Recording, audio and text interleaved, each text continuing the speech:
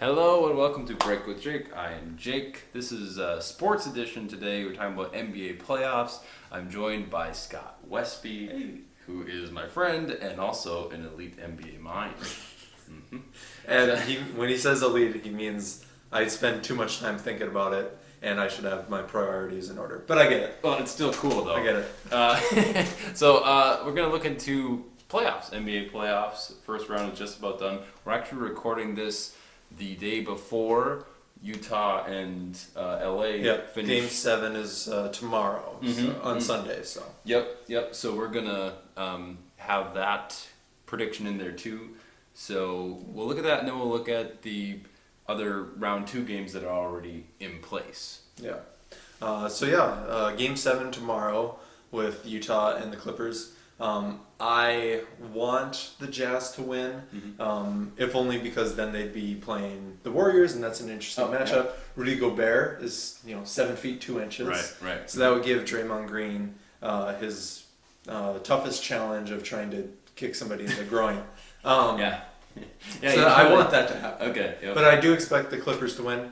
Just believe in Chris Paul and his ability to come in the clutch. He's been playing really well, orchestrating that offense, penetrating the D. So I think he'll do all right in Game 7 at home. Okay, yeah. The home, also a big factor. I'm going to go Jazz. Okay. I'm leaning Jazz. And I think that getting Gobert healthy was huge for them. Yeah. And I think that losing Blake Griffin was not good for the Clippers. I think that they're going to miss that presence and that 20 points that he scores, those rebounds. So I think that Chris Paul is capable of doing great things and carrying them, but to me, Gordon Hayward is just hot, and I think that Joe Johnson continues his magical run at age 35. So I have Utah. Okay. Moving on to the second round, we have San Antonio and Houston. Yeah, Texas battle. Yes. Yeah. Yes. Yeah, no, I think this will probably be the most competitive series. What I want to have happen is like Patrick Beverley kind of hits Kawhi and his face falls off and we see like circuitry and wires and stuff. He's exposed for the robot he is. But what I think will happen is I do think the Spurs will win in 7. I think every game is going to be really close. What the Spurs do well defensively is they guard the perimeter, they take away corner threes, and that's what Houston likes to do offensively. So if they can limit Harden to not his usual drive and kick game, put Kawhi out on Harden, that's going to be hard to beat, then I think their defense will carry him through in Game 7. Okay. I actually like Houston. Okay. And it's tough to ever bet against Greg Popovich for the Spurs, and especially Kawhi Leonard because he is playing phenomenally. Is that okay? But what I like about the Rockets is that they have so many people you have to account for. Yeah. And I look at the Aldridge and Ryan Anderson matchup and taking Aldridge away from the basket, and also I look at players like Pau Gasol and David Lee, the front court for the Spurs. Yeah. And are they going to be able to keep up? And I look at the old guys, Tony Parker, Manu Ginobili, because Houston's a deep team. They added Lou Williams, they have Eric Gordon, they have a lot of guards there, and so can Parker and Ginobili chase those guys around, screens and threes? They definitely have the athleticism advantage, that's for sure, especially down low. If you're going to have Clint Capella going up against David Lee, that's a good matchup for the Rockets. Yeah. The Rockets are just really streaky. Yeah. They could either go 20 of 60 from 3, and that's, they hit 23s, it's great. Or they could go, 4 of 35. And so they're very up and down. So inconsistency might be a death knell against the Spurs especially. So, I could see where their offense would kick in, but I'm going to stick with the Spurs. All right, sounds good. Next we have Boston and Washington. Celtics take on the Wizards. Yeah, it's kind of been a fun rivalry this year. It kind of came out of nowhere. There was a regular season game in January, and the Wizards players all showed up in black for a funeral for the Celtics. And so what I want to have happen is they go up 3-0, and then Game 4 they just play taps from the PA system. for the funeral. The whole game? Yeah, the whole game. The whole game. Okay, But what I think will happen is I do think the Wizards will win. Okay. Isaiah Thomas is kind of a liability for the Celtics defense.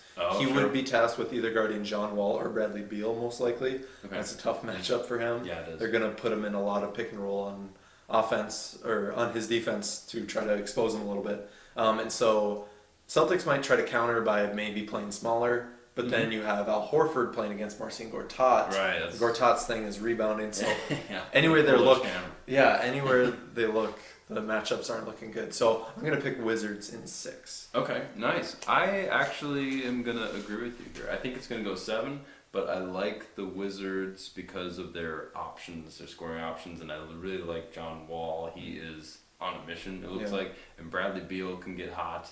Otto Porter has really improved, and he's been more consistent, and they added Bojan Bogdanovic. Yeah, that's right.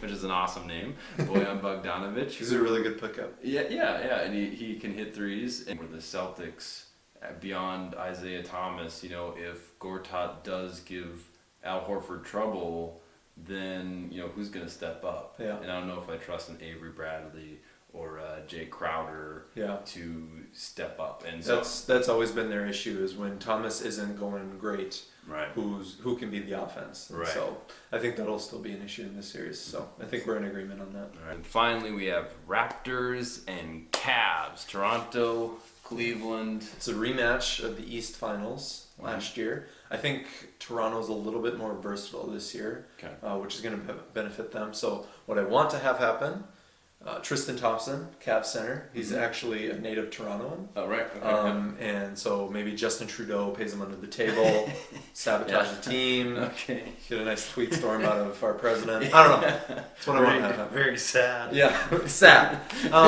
No, but I still think the Cavs will do it. Toronto's a lot more versatile with Serge Ibaka and PJ Tucker. Yeah, that's and huge. so they might be able to combat Kevin Love a little bit better. But still, Kyrie and LeBron really figured out that Raptors defense in the past couple of years, and that pick and roll really works against them.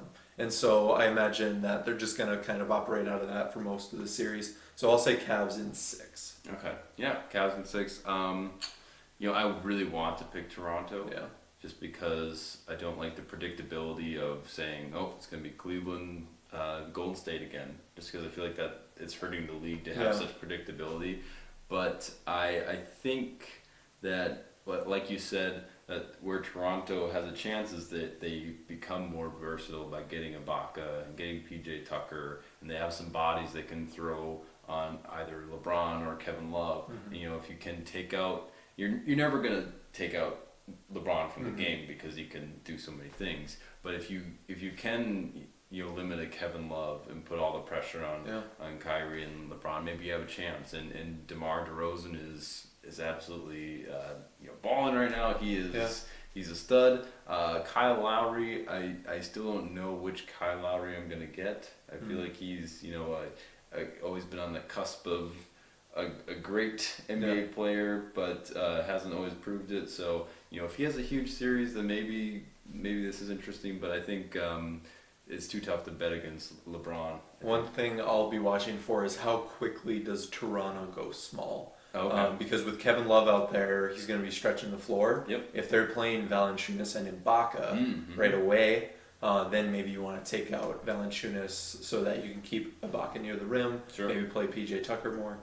So that'll be interesting. So one thing to watch out for is how quickly they go to that. Yeah, for sure. So sounds like we both got Cavs though. Ultimately. Cavs. Yep. All right.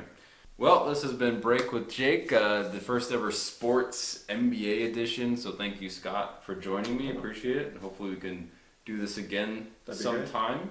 And we will see you guys later.